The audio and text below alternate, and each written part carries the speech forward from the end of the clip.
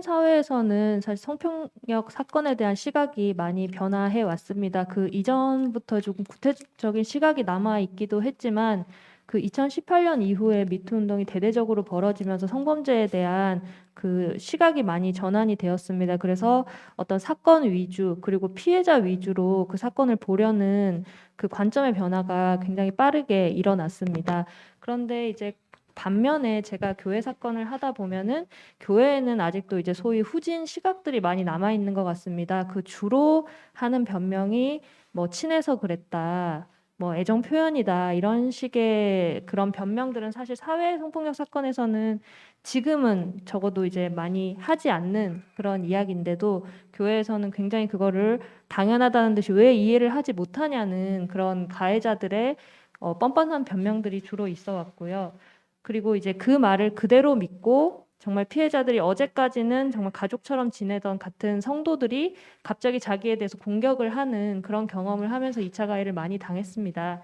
아마도 그게 가해자들이 주로 교회 내에서 권위를 가진 경우가 뭐 거의 대부분이겠죠. 주로 권위와 그 숭배의 대상이 되는 사람이다 보니 피해자가 피해를 이야기하는 순간 그 나머지 성도들이 다시 그 가해자를 중심으로 뭉쳐서 피해자한테 2차 가해를 하는 경우를 굉장히 많이 봤습니다. 그래서 그런 점이 조금 교회 성폭력 사건의 차이가 아닌가라고 생각을 했습니다. 약점이라고 하기보다는 제도 자체가 사실은 없지 않습니까? 어떤 성폭력이 발생했을 때 이것을 어떻게 다뤄야 하는지에 대한 굉장히 기본적인 그런 가치 공유도 저는 교회 안에서는 없는 것 같습니다. 뭐 작은 교회든 큰 교회든 시스템 자체가 전혀 없기 때문에 피해자들은 고립되거나 아니면은 본인이 사실 교회를 떠날 생각을 하지 않고서는 문제 제기를 하지 못하고 실제로 문제 제기를 하는 피해자들은 다 교회에서 자이든 타이든 떠나는 결과가 있었던 것 같습니다. 그래서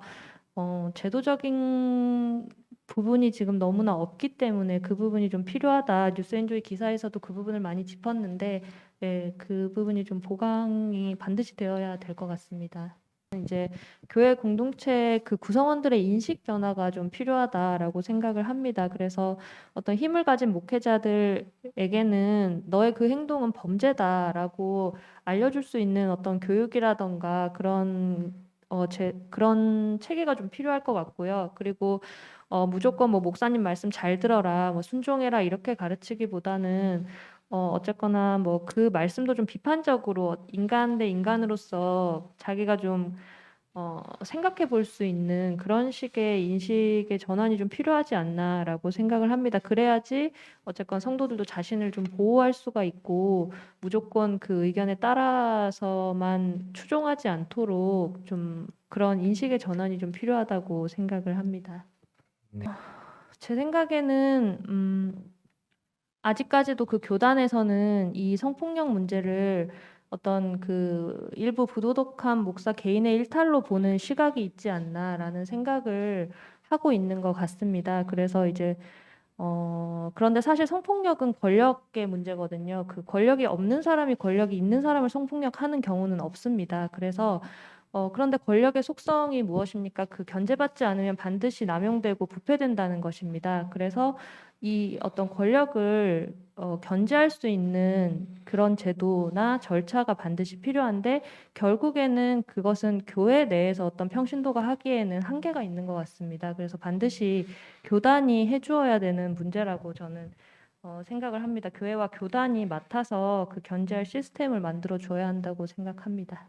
그 사회에서도 지금은 피해자 지원 정책들이 많이 마련이 되어 있기는 합니다. 물론 그 피해자가 그 본인의 피해 사실을 고소하기 시작하면서 수사 절차가 개시가 되어야지 지원이 된다는 한계는 있습니다만 일단 고소를 하게 된다면 그 이후부터는 수사 절차는 물론 재판 절차에서도 가해자와 둘이 마주치지 않게 하기 위한 절차들이 다 마련이 되어 있고 그리고 이제 주로 이제 법률 지원이긴 합니다만 국선 변호인을 선임을 해주고 또 신뢰관계자 동석할 수 있도록 해주고 무엇보다도 그 절차에서 굉장히 피해자의 말을 귀담아 들어줍니다. 요즘은 그 인식이 많이 변화해서 그 수사 과정에서도 이제 해바라기 센터라고 해서 특별한 기관에서 마음 편하게 피해 사실을 진술할 수 있도록 비판단적으로 듣고 조사에 임하고 재판 절차에서도 뭐 다 그렇다고는 할 수 없지만 대부분의 법관들이 굉장히 피해자에게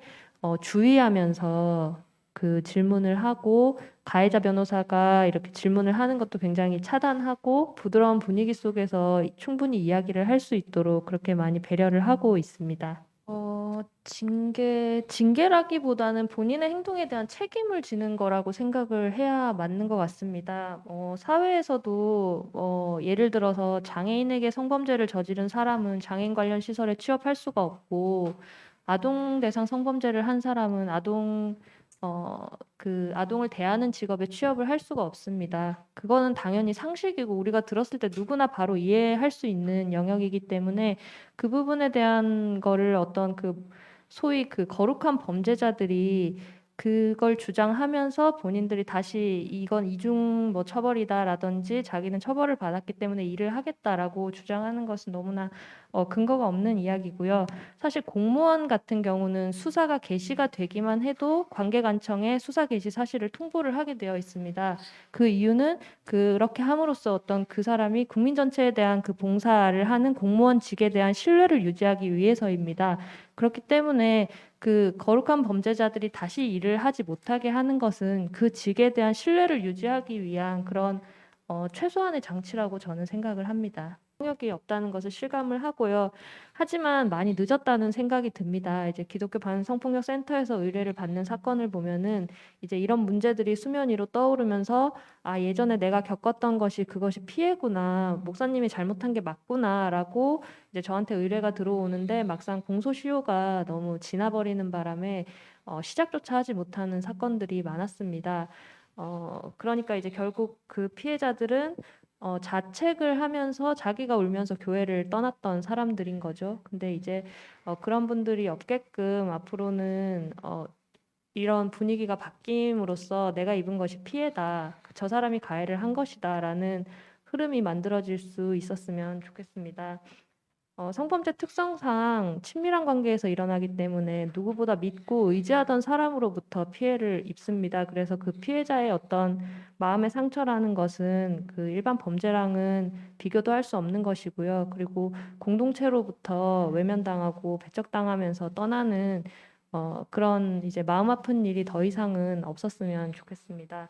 그래서 이제 이런 좋은 기획이 계속되면서 그런 사람들이 더 이상 없도록 교회가 안전하고 따뜻한 공간이 될 수 있었으면 좋겠습니다. 감사합니다.